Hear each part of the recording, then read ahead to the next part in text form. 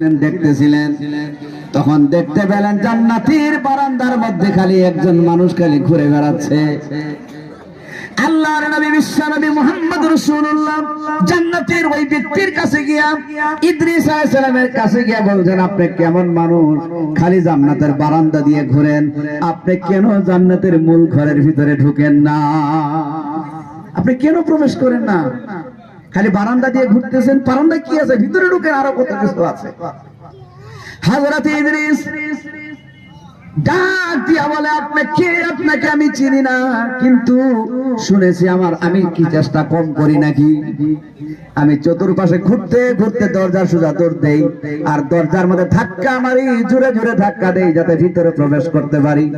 তখন জান্নাতের ভিতর থেকে একটা আওয়াজ আসে, ও ইদ্রিস, সারা জীবন চেষ্টা করলেও হবে না, কারণ জান্নাতে সর্বপ্রথম যিনি প্রবেশ করবেন তিনি হলো আখিরি জামানার পয়গম্বর নবী মুহাম্মদুর রাসূলুল্লাহ সাল্লাল্লাহু আলাইহি ওয়াসাল্লাম। তিনি আগে জান্নাতে প্রবেশ করবে, তারপরেই সবাই করার পারমিশন পাবে। এমন সময় হযরত জিবরিল সেখানে হাজির ছিলেন। জিবরিল ডাক দিয়া বলে, ও ইদ্রিস, ইনি হলেন সেই ব্যক্তি, আখিরি জামানার পয়গম্বর নবী মুহাম্মদুর রাসূলুল্লাহ। একটু জোরে বলা যাবে কি সুবহানাল্লাহ? তিনি সেই নবী।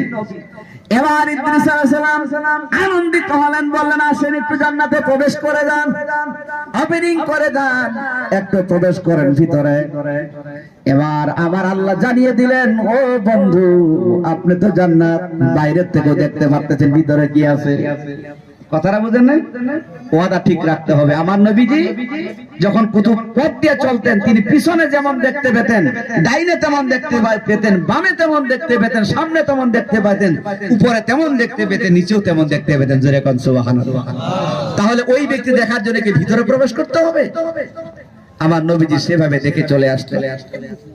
বন্ধুগণ আমার, এই কথাটা বলার উদ্দেশ্য হলো, আপনি যেমন ব্যক্তি হন না কেন রে মুসলমান, আপনাকে একদিন মৃত্যুবরণ করতে হবে। হবে কিনা বলেন?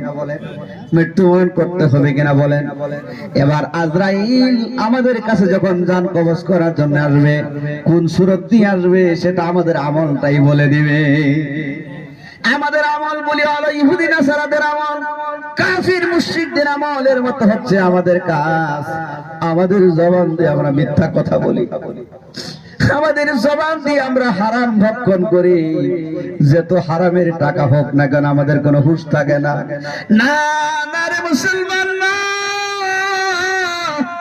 হারাম ভক্ষণ করা যাবে না, হালাল উপার্জন করে খেতে হবে। হালাল যদি আমরা খেতে পারি, আমাদের দোয়া আল্লাহ রাব্বুল আলামিনের দরবারে মঞ্জুর হবে। বন্ধুগণ আমার, সাহাবাদের মতো আমাদের জীবনটা হতে হবে। সাহাবাদের মতো যদি জীবন হয়, সাহাবাদের কেমন জীবন ছিল একটু ইতিহাস শুনেন। আমার